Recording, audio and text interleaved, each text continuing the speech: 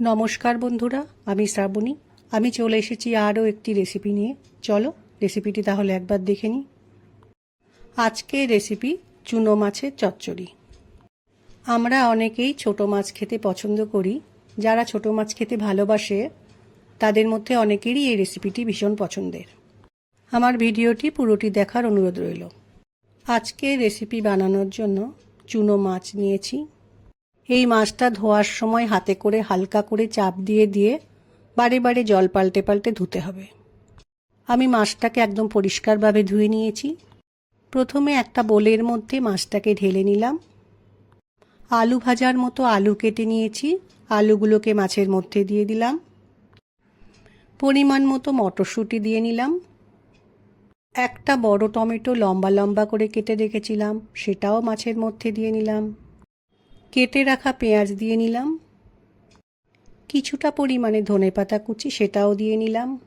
এবার দিয়ে দেব মশলা। প্রথমে দিলাম পরিমাণ মতো নুন, দিয়ে নিলাম হলুদ গুঁড়ো, ধনে গুঁড়ো দিলাম, ঝালের জন্য দিলাম লঙ্কা গুঁড়ো। এবার দিয়ে দিলাম জিরে গুঁড়ো। ভালো কালারের জন্য দিলাম কাশ্মীরি মির্চ পাউডার।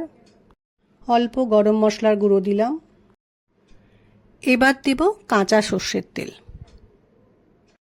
এবার দিয়ে নেব অল্প পরিমাণে চিনি। এই চিনিটা দিলে স্বাদটা কিন্তু বেশ ভালো লাগে। মাছের মধ্যে সব কিছু আমি দিয়ে নিয়েছি। এখন একটা চামচের সাহায্যে খুব ভালো করে সব কিছু মিশিয়ে নেব। মাছের সঙ্গে সব কিছু মিশিয়ে নেওয়ার পর আধ ঘন্টা মতো রেখে দেব। আধ ঘন্টা মতো রেখে দেওয়ার পর আবার চামচ দিয়ে আরও একবার মাছের সাথে সব কিছু ভালো করে মিশিয়ে নেব। গ্যাসে একটা ননস্টিক কড়াই গরম করে নিয়েছি। এবার এর মধ্যে মশলা মাখানো মাছটা দিয়ে দিলাম। বাটিতে যেটুকু মশলা ছিল তার মধ্যে জল দিয়ে জলটা ভালো করে মিশিয়ে নিলাম। এবার সেই জলটুকু কড়াইয়ের মধ্যে দিয়ে দিলাম। এবার আমি কড়াইয়ের ওপর একটা ঢাকা দিয়ে কিছুটা সময় রান্নাটা করে নেব। একদম লো ফ্লেমে মিনিট 10 রান্নাটা করে নিয়েছি। মাছের চচ্চড়িটা যাতে পুড়ে না যায় সেজন্য আরও একবার ওপর নিচ করে ভালো করে মিশিয়ে নিলাম। আবারও একবার কড়াইয়ের ওপর ঢাকা দিয়ে কিছুটা সময় রান্না করে নেব। কড়াই থেকে ঢাকাটা সরিয়ে নিয়ে দেখলাম আলু সেদ্ধ হয়ে গেছে। আবারও একবার ভালো করে মিশিয়ে নিলাম। এই রান্নাটা করার সময় যদি মনে হয় একটু শুকনো, তাহলে অল্প একটু জলের ছিটে দেওয়া যেতেই পারে। একেবারে অনেকটা জল দিলে খেতে কিন্তু ভালো লাগে না। আজকের রান্নাটা আমার তৈরি হয়ে গেছে। যারা ছোট মাছ খেতে পছন্দ করো আশা করছি তাদের এই রেসিপিটি বেশ ভালো লাগবে। মাছটা ঠান্ডা করে নেওয়ার পর আমি একটা পাত্রে পরিবেশন করে নিয়েছি।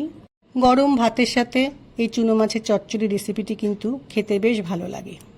একদিন বাজার থেকে এই চুনো মাছ এনে এই রেসিপিটি বানালে খেতে কিন্তু মন্দ লাগবে না। আমার আজকের রেসিপি ভালো লাগলে লাইক, শেয়ার ও সাবস্ক্রাইব করো। ভিডিওটি দেখার জন্য ধন্যবাদ। ভিডিওটি আজ এখানেই শেষ করছি। ফিরে আসছি আরও একটি রেসিপি নিয়ে।